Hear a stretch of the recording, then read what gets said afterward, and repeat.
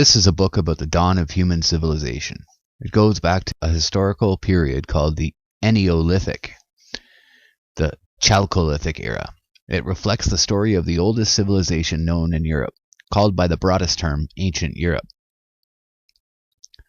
This book represents a sensational discovery about the oldest known inhabitants of ancient Europe, whose ethnic name has come to us through the classical ancient writers such as Homer, Herodotus, Pythagoras, Plutarch, and many others. It tells us the story of the rediscovery of ancient Thrace and the people who were called from times immemorial simply the Thracians. These people were known to Herodotus as the most numerous ethnic group, second only to the Hindus, and to Homer, who wrote his Iliad, as people who reminded him of the gods. I will leave most of the story for others to tell, namely the archaeologists and the historians of the ancient past. My part to tell is only the smallest, yet it must be the most glorious, for it is about one aspect of the lives of these ancient people, the Thracians, that makes them a most unique ethnic group among their neighbors, when all things are taken into consideration. Our modern understanding of history shifts and changes faster than ever these days with the advent of the internet communications era. The reason is apparent: unprecedented free and unhampered access to multiple global information streams, allowing the broadest ever data harvesting and source analysis.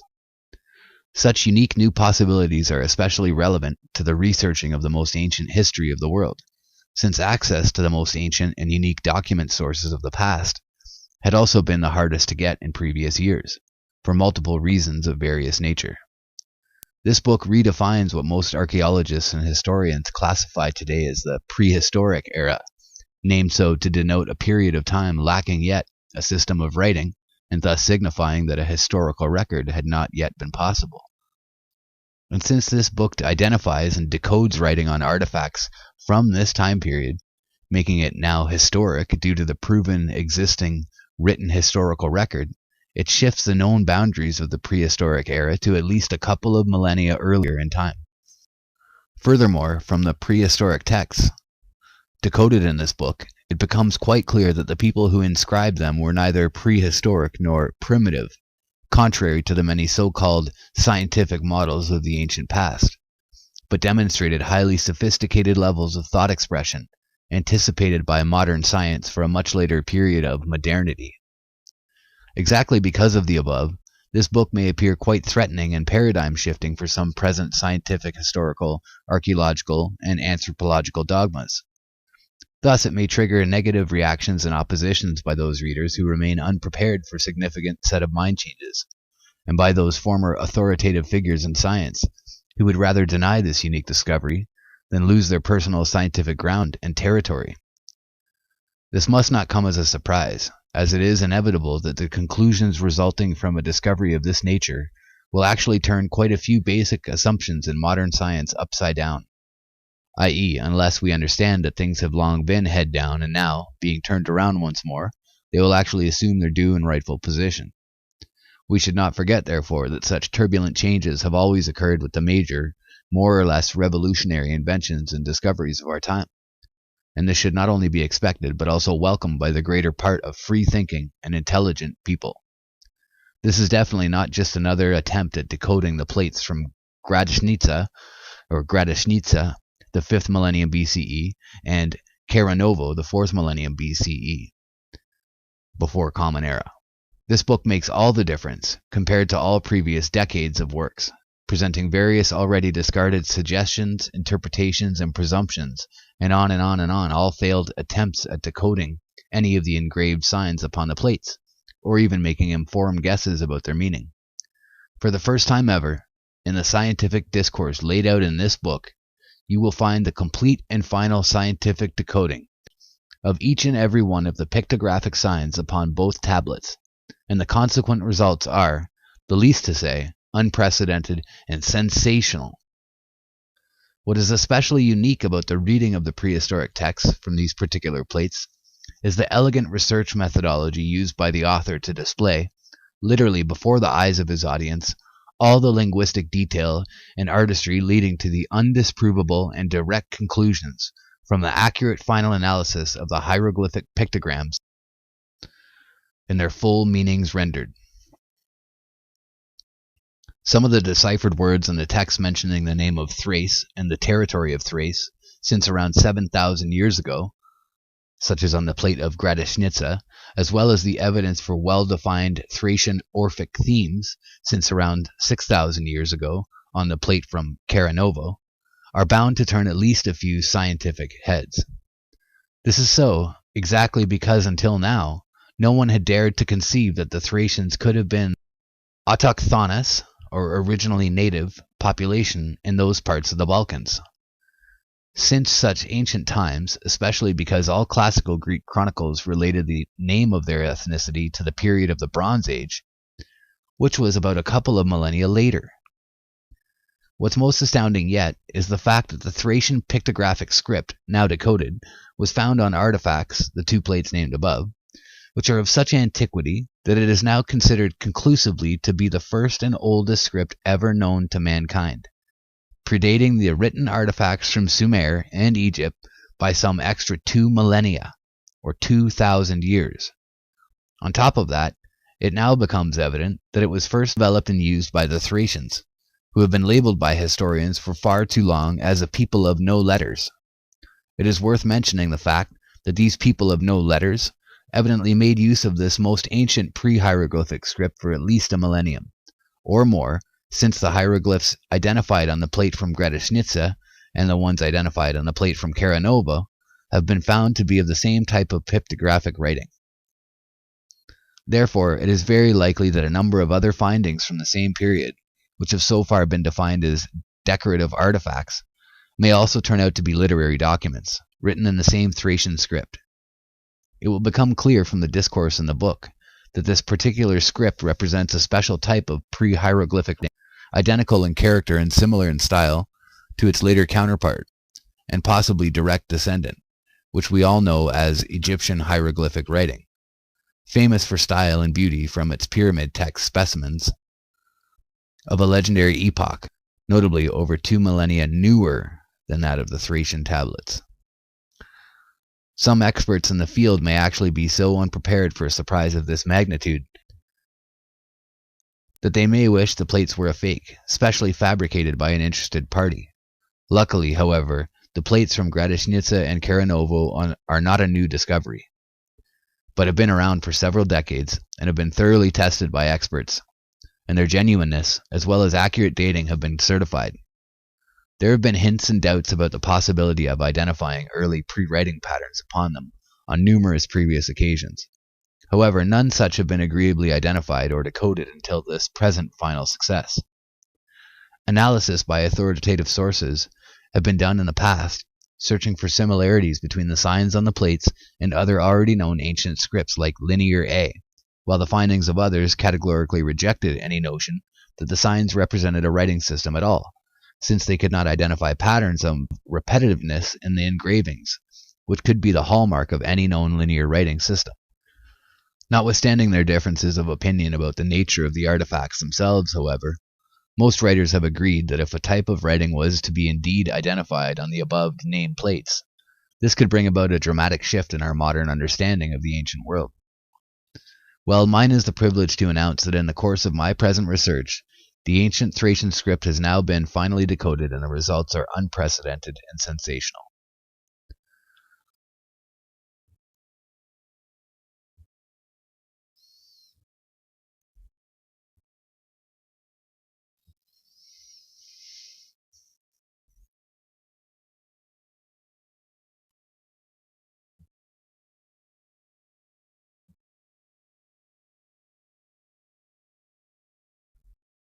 When no observer exists, who could conduct an observation of the world?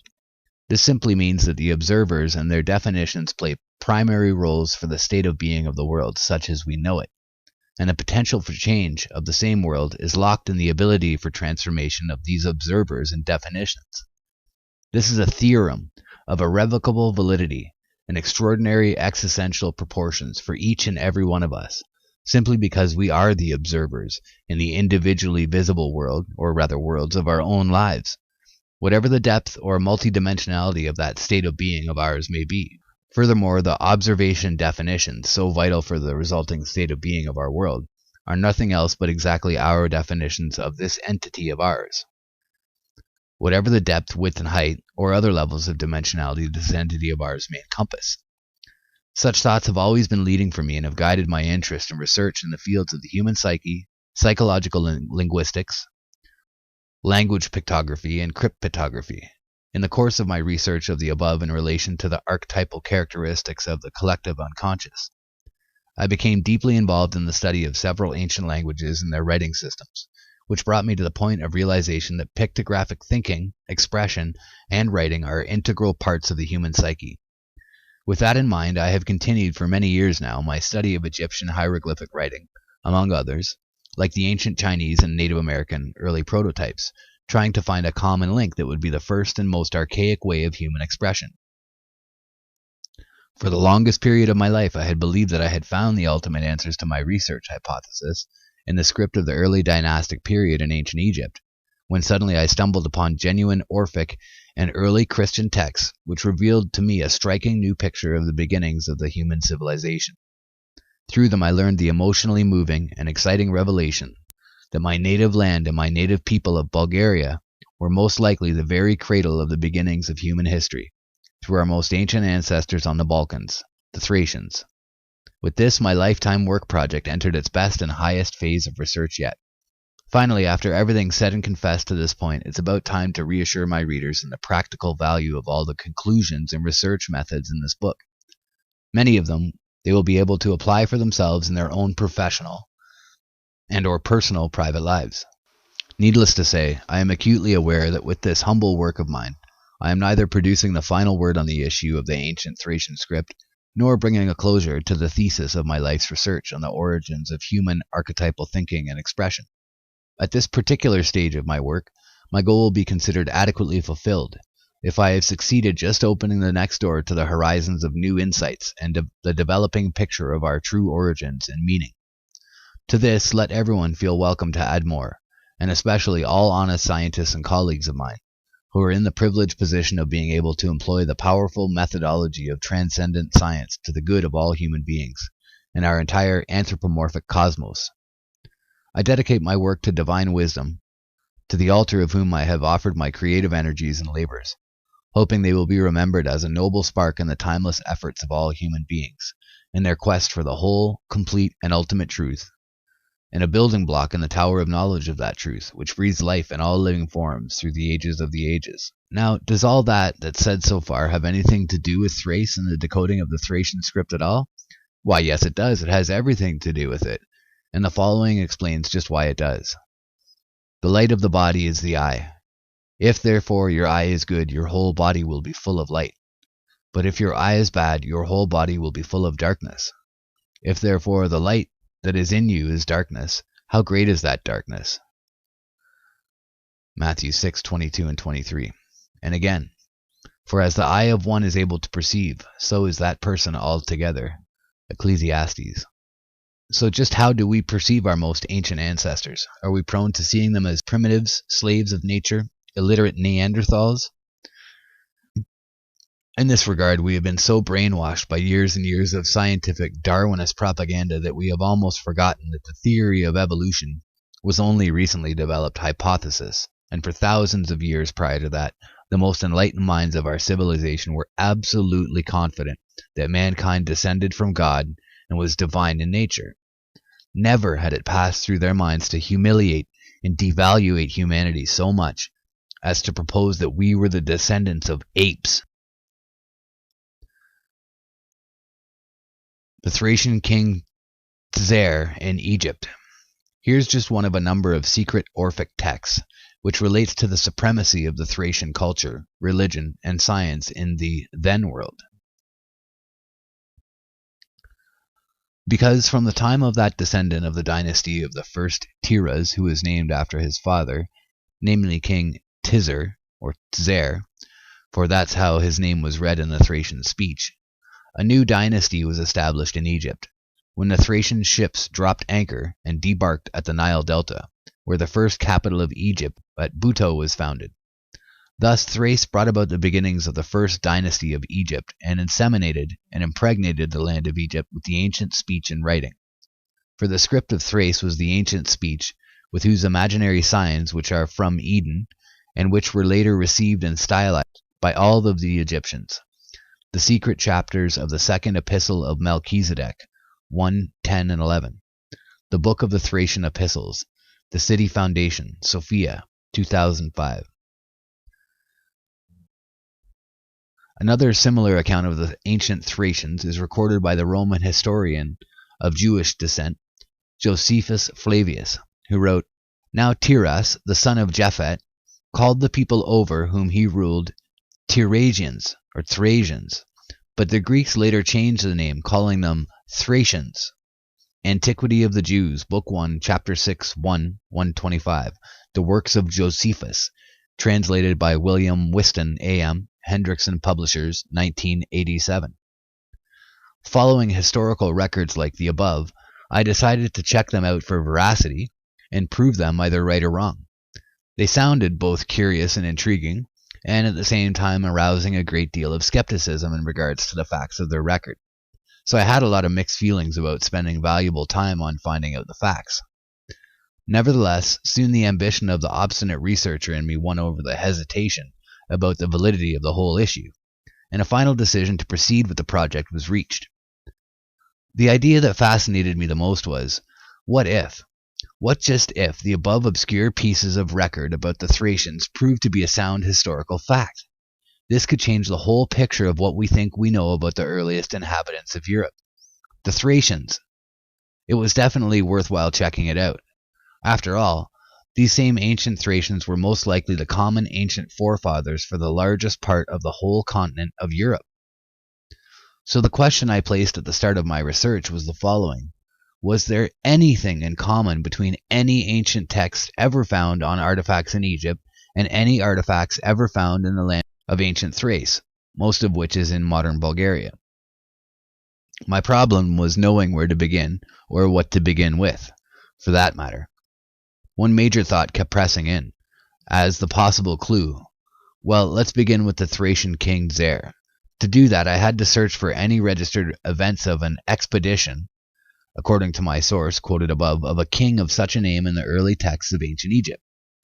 In this discourse, I will save my audience the time and effort I had to spend in digging out material and information in libraries and through my scientific friends and correspondents around the world, as well as the inner controversies and arguments pro and against waging a little big war inside my own mind and soul in the quest for finding the truth.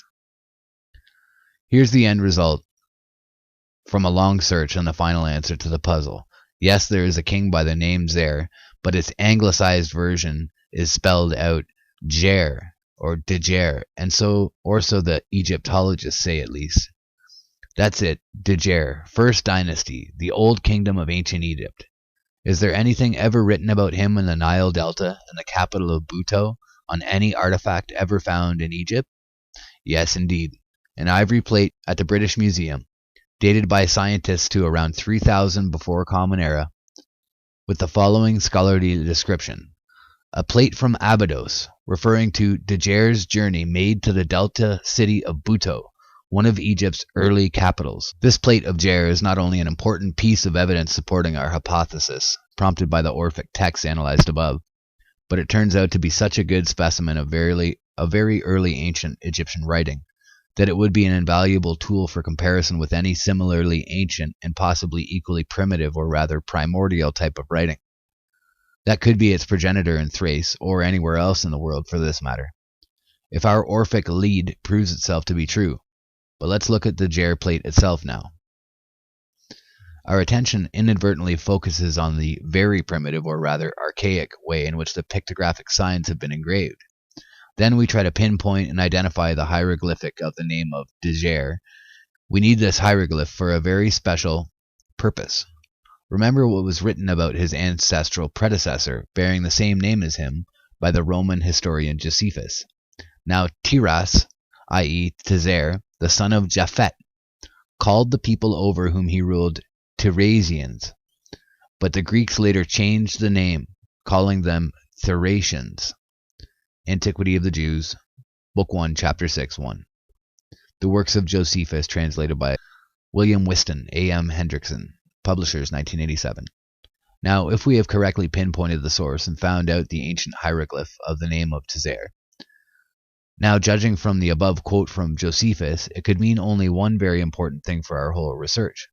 We have found the ancient hieroglyph, meaning not only Tzer, but also Thracian and Thrace, for according to Josephus, they are all but derivatives of that king's name. For a better analysis, in addition to the picture of the Decoded plate above, we can also review the schematic presentation of the Decoded plate, as published in Peter Clayton's book, Chronicle of the Pharaohs, page 22, courtesy Thames and Hudson, 1994. This is a quite clear schematic drawing of the plate, which allows you to discern a few very important details. There are 4 visible rows of pictograms, hieroglyphs on this schematic presentation of the plate, kept at the British Museum, among which you can immediately identify the picture of a ship, the pictogram of the city of Buto, and the hieroglyph of the name of King Decoded, and a sarek. Now, the sarek is a decorative element surrounding all royal names, and is a form of etiquette meaning His Majesty or His Royalty. Come on, let's pinpoint this particular pictographic sign. Let me help you some. Look in the upper left corner of the plate. Here it is, the invaluable Decoded sign in the sarek. And what you see is up in the top left here with this bird sitting atop the box with 3 bars with a stroke through it, and then on the bottom a set of 4 bars. And as we already know from all said in this book so far, this is also the hieroglyph for Thrace and Thracian. It is not quite clear why this particular hieroglyph is found in one spot of the same text, drawn this way, and it appears as 4 T's, and in another way, that way, where it's 4 T's with the bar across midway. Not even mentioning the fact that it is also found in other texts from ancient Egypt, where it has been drawn in a variety of other versions, like the following few. 4 bars with a dash in the center, 4 bars with a dash in the center, italicized with a bit of an edge on the end of it, 4 bars with a dash through the center and turned on a 45-degree angle, 3 bars that end up looking like pylons or skinny pyramids, 3 bars that are pylons or pyramids with a bar across the top, or 5 bars with a bar on top. One explanation may be that in ancient Egyptian writing, these varieties add specific attributes to the main ideogrammic or ideogrammic or phonetic value of the pictogram.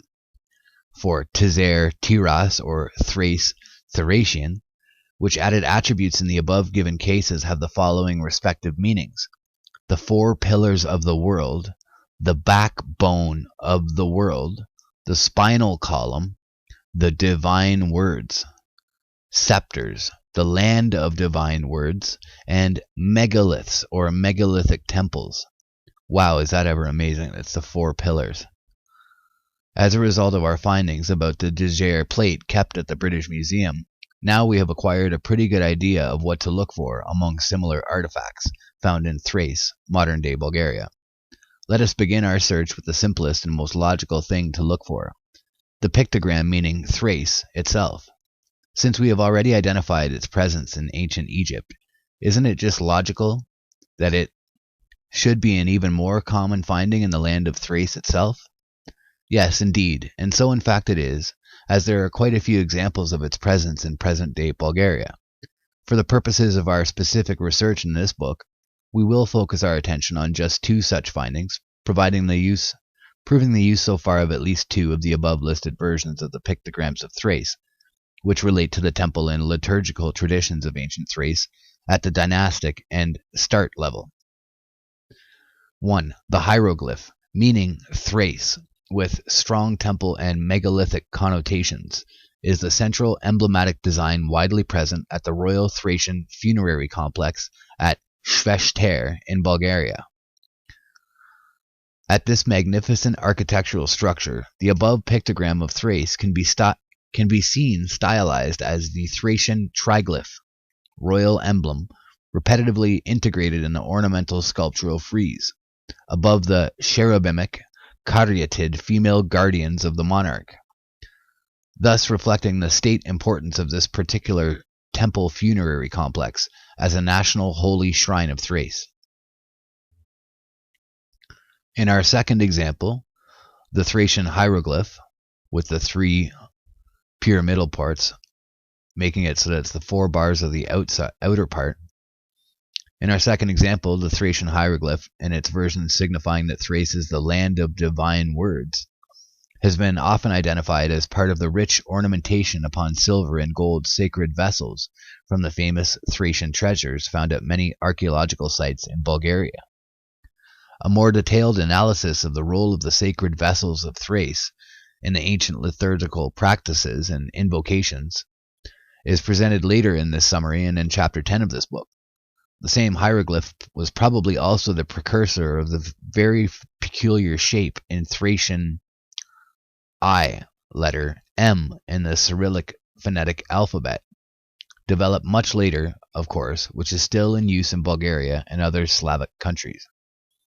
And the letter, it appears as an M or as 3 T's connected together, and very sweeping and formed in style.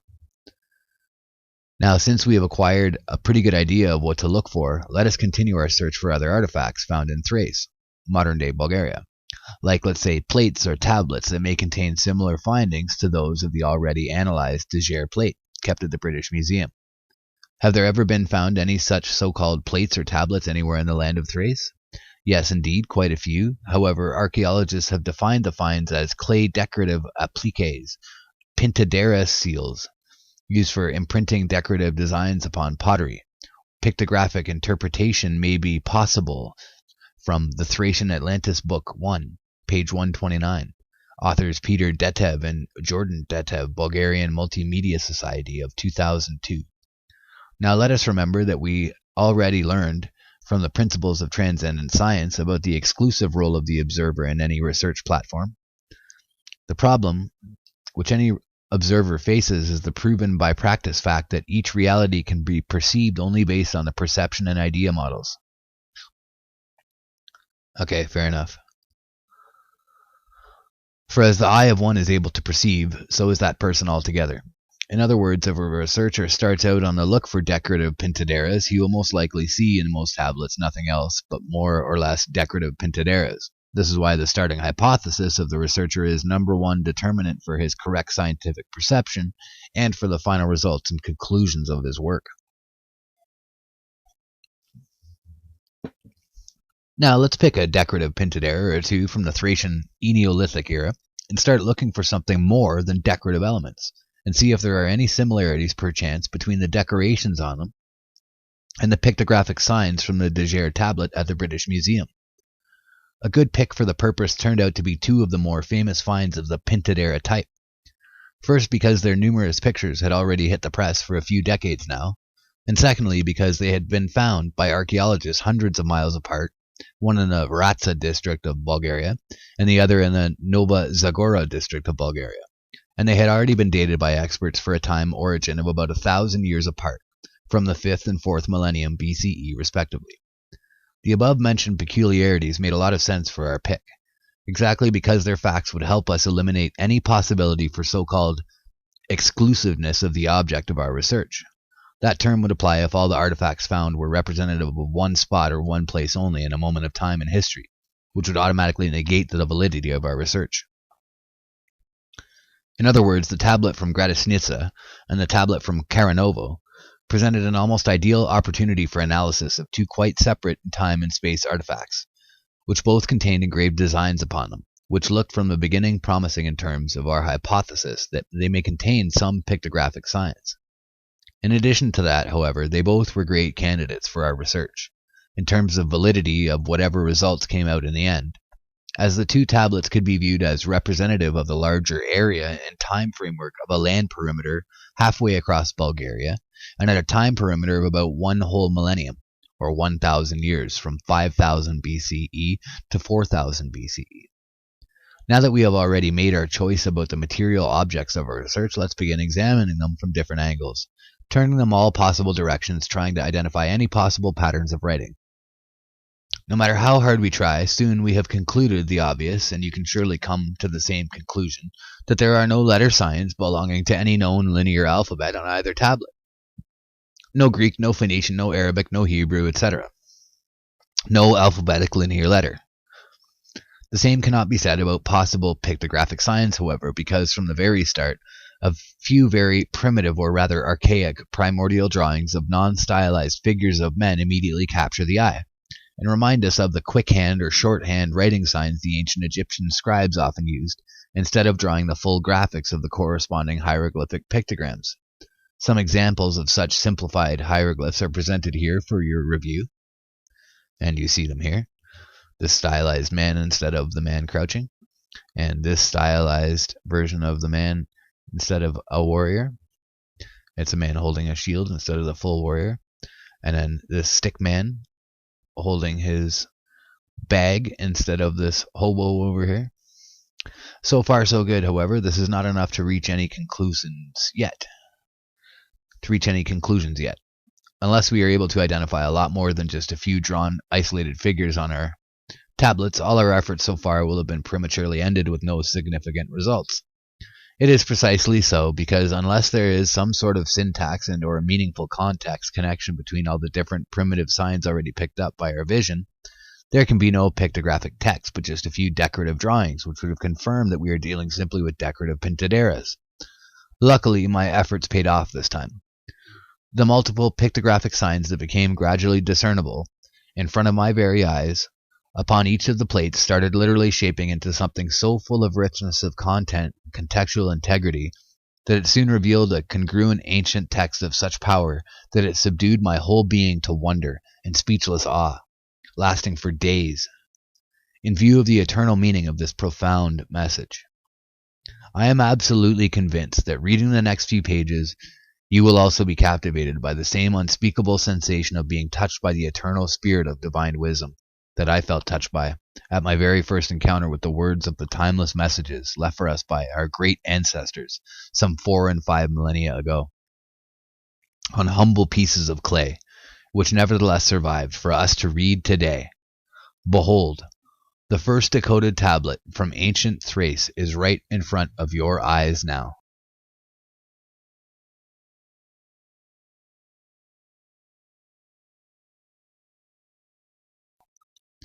The votive tablet from the village of Gradishnitsa, the Neolithic Chalcolithic era, circa 5000 BCE.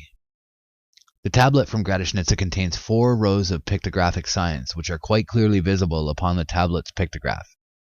They are presented in a computer-enhanced version and in a schematic drawing, respectively in exhibits B and C.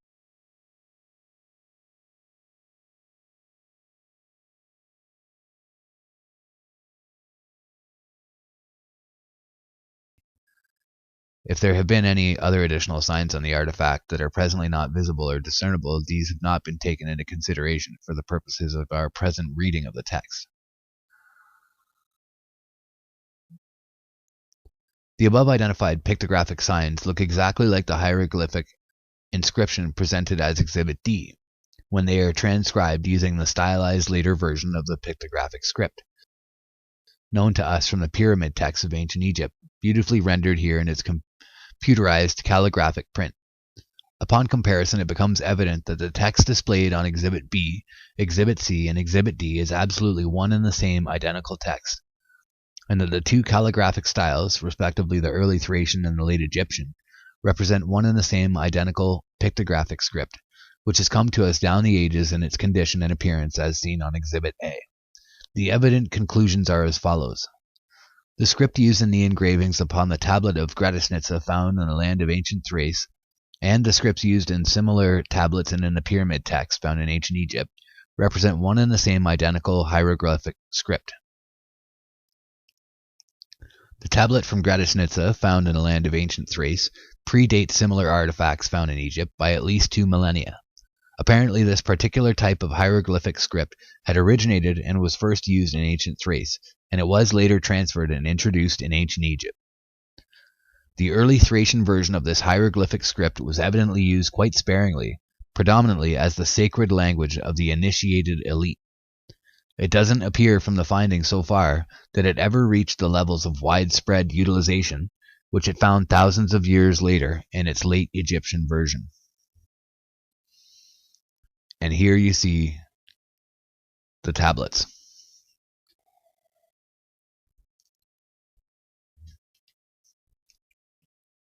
The original and the computer enhanced, and the schematic, and the computer schematic.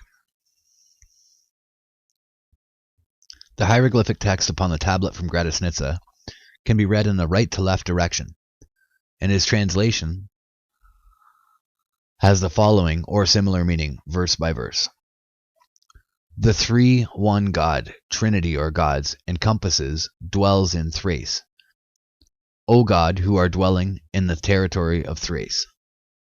I witness to the truth, I give offerings to the great Son of God, or I promise to give offerings to the great Son of God. I glorify the great God, and I will praise you, O great God. The temple of God is a great fortress, and a secret defended place. O God, who are in your temple, be my fortress and defend me. Deliver me from the enemy. And if we're to put the above text into our everyday lingo of our modern times, it might sound something like this. O three one God of the land of Thrace, I vow in truth to bring you all due offerings, O great Son of God, and only you shall I praise and exalt, O my God, for you are great. You who are now in your temple, I pray, hear me, keep me safe, and deliver me from all evil. From a technical linguistic point of view, it is worth noting here that the above text does not give us adequate clues as to the phonetic pronunciation of the Thracian words in it, or any information about exact phonetics or grammatical natures. But from the signs used on the tablet, only the hieroglyphic symbol meaning to or unto, as in give to or give unto, has a phonetic value of the linear alphabetic letter N, and is read N or N in the ancient Egyptian language. All the rest of the hieroglyphic signs engraved on the tablet are only ideograms in nature, and therefore their pronunciation could be identical to, similar to, or entirely dissimilar to that of ancient Egyptian speech. This very nature of the ancient pictographic script evidently placed it in the position of being the ideal universal international language among the initiated elites, simply because even people who had very different and unintelligible to each other spoken languages could still use this pictographic script as perfectly practical and intelligible means of communication between themselves, very much the same way as we nowadays use the international road signs for the purposes of regulating road traffic and global transportation, or I'd say planar transportation. The sacred tablet from the village of Karanovo, the Nova Zagora district, circa 4000 BCE. This tablet contains 2 rows of pictographic signs, separated by a horizontal line, each one of which is quite clearly visible upon the tablet's photograph. The same are presented in computer-enhanced versions and in schematic drawings, each respectively in Exhibits B and Exhibit C. Please note that the signs engraved under the horizontal line are inverted, i.e. head down, and the tablet needs to be turned 180 degrees around to full diametrical opposition so that the reading of the second row of text can be accomplished. After the above rotation, the second row of the engraved pictograms is presented below and its corrected upright position for easier reading. Now all of the above identified pictographic signs look exactly like the hieroglyphic inscriptions presented in the exhibits when they are transcribed, using the stylized later version of the pictographic script, known to us from the pyramid text of ancient Egypt, and beautifully rendered here in its computerized calligraphic print.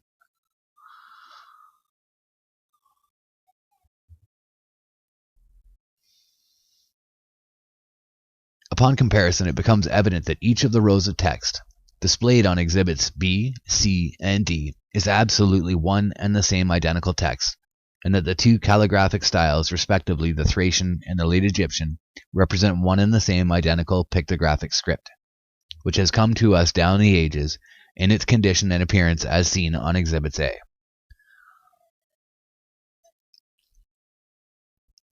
The evident conclusions, just like in the previous case, are as follows. The script used in the engravings upon the tablet of Karanova found in the land of ancient Thrace are the same scripts used in similar tablets found in ancient Egypt, and are identical hieroglyphic script. The tablet from Caranovo, found in the land of ancient Thrace, predates similar artifacts found in Egypt by at least 1 millennium. Apparently, this particular type of hieroglyphic script had originated and was used first in ancient Thrace, and was later transferred and introduced in ancient Egypt. The early Thracian version of this hieroglyphic script was evidently used quite sparingly, predominantly as the sacred language of the initiated elite. It doesn't appear from the findings so far that it ever reached the levels of widespread utilization which it found thousands of years later in its late Egyptian version. The hieroglyphic text upon the tablet from Caranovo can be read either in the right to left or in the left to right because of the symmetrical position of the pictograms around a central axis. Its translation, following the well-established rules for translating Egyptian hieroglyphic writing, has the following or similar meaning, verse by verse. The earthly human realm is separated by the grave, and the guardian of the resurrection between the living and the dead, from the fiery divine realm. Through the mystery of death and resurrection, the earthly human becomes a divine being. Falsehood, a lie, and injustice reigns in the lower earthly realm, while truth and justice reigns supreme in the upper divine realm. The one who has been initiated has exchanged his crown of the lower realm for the high crown of the upper realm, and has passed from falsehood into truth, ruling with the high priestly scepter of truth and justice, now firmly in his hand. If we were to put the above text into the everyday lingo of our modern time, it would sound something like this. Whosoever has been initiated in the mystery of death and resurrection, he has been born anew, and his new nature is divine. He has left all falsehood and has come to know the truth. He now reigns in justice and truth, with the scepter and crown of the upper realm, being the ruler of both the upper and lower worlds. Just as before, from a technical linguistic point of view, it is worth noting that the text does not give us adequate clues to the phonetic pronunciation of the Thracian words, or any information about phonetics, but that the signs used can be used to decipher the meaning.